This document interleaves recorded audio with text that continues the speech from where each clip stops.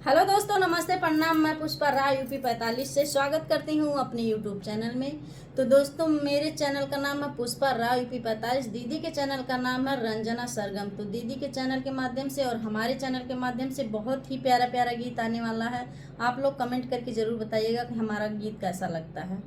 राधे राधे दोस्तों। तो चलिए सुनाते हैं एक नाच गीत। जैसा लगेगा आप लोग अपना आशीर्वाद प्यार दुलार दीजिएगा दोस्तों। बवाल हो गईल हो, बवाल हो गईल सखिया जू की रतियां, बवाल हो गईल सखिया जू की रतियां, बवाल हो गईल। उता 10 बतिया बोलने तो कुछ ना भइल, हम एक बतिया बोलनी जहर हो गईल, हम एक बतिया बोलनी जहर हो गईल।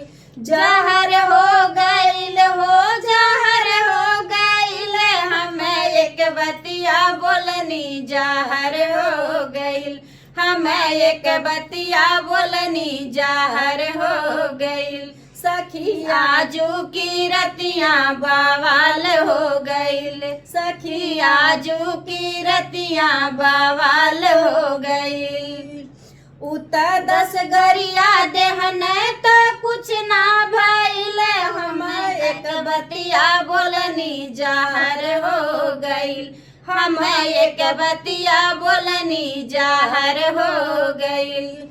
जहर हो गईल हो, जहर हो गईल, हम एक बतिया बोलनी जहर हो गईल, हम एक बतिया बोलनी जहर हो गईल।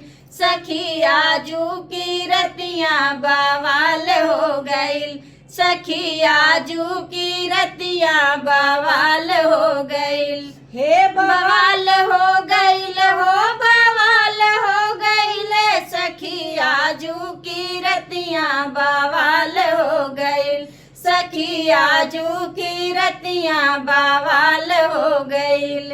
उता 10 झापड़ मरने तो कुछ ना भइल हो, तो 10 झापड़ मरने तो कुछ ना भइल, हमें थपराऊ गवनी जहर हो गईल, हमें थपराऊ गवनी जहर हो गईल।